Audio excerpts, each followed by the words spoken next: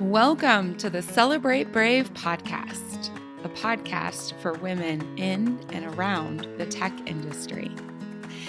Every week, we dive into the conversations, frameworks, and best practices to help you stress less, work less, and earn a lot more. My name is Nicole Steinbach, your host and the International Bravery Coach for Women in Tech. Let's go. Hey there, Woman in Tech. I'm excited to share today's episode with you. So this episode is part of the deep dive into the Build Your Brave framework. Build Your Brave framework has 3 parts: clarity, momentum, and accountability. And we're in the part of momentum. So the sentence for momentum is: I spend just as much time feeling my way to success as I do working towards it. And today we're going to talk about spider networking. A client recently pointed out to me, it's very funny that I talk about spider networking so much because I'm kind of terrified of spiders. I actually have an app on my phone. It's called the Seek app, Seek. And I have it on my phone specifically and exclusively so that whenever I see a spider in my house, I live in Colorado, there are some spiders that are awesome and we really need them. And then there are some spiders that really need to get out of my house. And then there are a very rare set of spiders that not only need to get out of my house, but they need to not be alive anymore. And so I pull up this app and you turn on the camera and you hold it over the creature and it tells you what kind of spider it is. And so even though I'm terrified of spiders, I'm even more terrified of not growing in my career, of you not growing in your career. And so I still support spider networking and I teach it to every single one of my clients. So when do you use spider networking? Here's some times. A really good time to use spider networking is when you only know people from where you are and who you are right now. So, for example, if you're in pharma, you only know people in pharma. If you are in software tech, you only know people in software tech. If you're in ed tech, only know people in ed tech. Or people who know you only as you are right now and not where you're going. Another time spider networking is very powerful that dovetails is when you don't have an amazing board of advisors.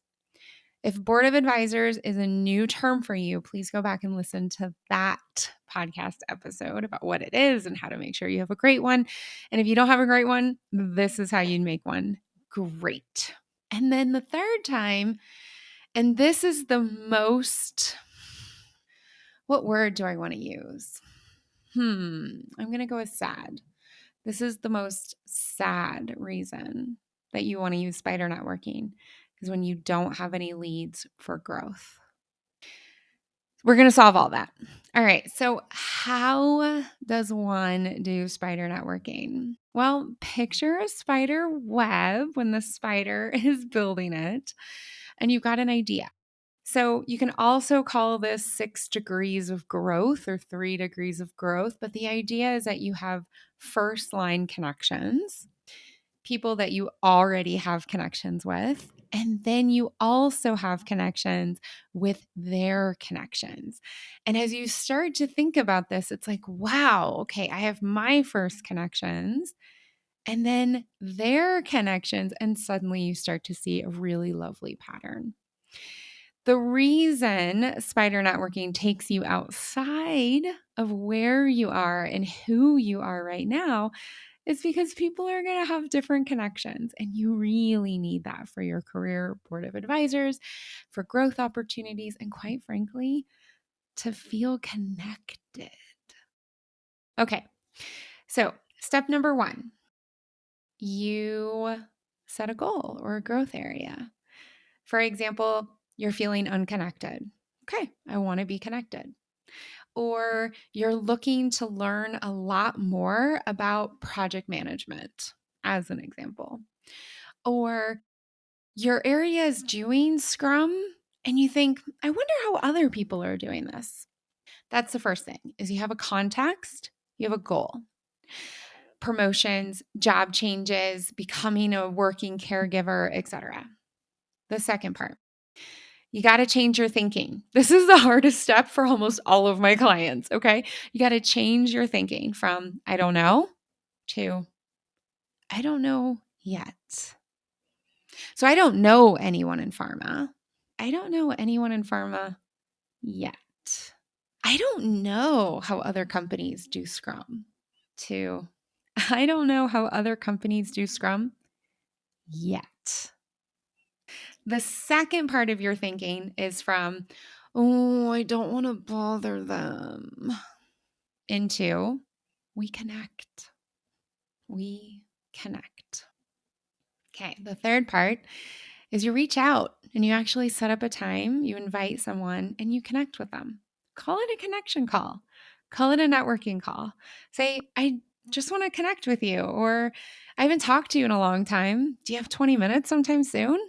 Or, hey, I see you're doing something really interesting. I'd love to learn more. Can we connect sometime? Some really cool stuff is going on in my area. Or you can say, hey, I'm learning about Scrum in different companies. Want to chat? Just reach out, invite them, and connect. And remember, you love getting invited to cool stuff too. The next part is you ask in the conversation. So you've had this wonderful conversation about pharma, about project management, about just being connected, about just all kinds of fun stuff. You have a human connection based on curiosity, based on exchange, based on, I don't know yet. And we connect. In that conversation, you ask for the next connection. So, for example, I'm going to give you an example and then I'll break it down into the elements of it. For example, someone could say to me, oh, wow, change management sounds fascinating. I'd love to learn more. Is there a person you'd be open to connecting me to? It's that easy. Another example. Oh, pharma seems like it really needs really long timelines.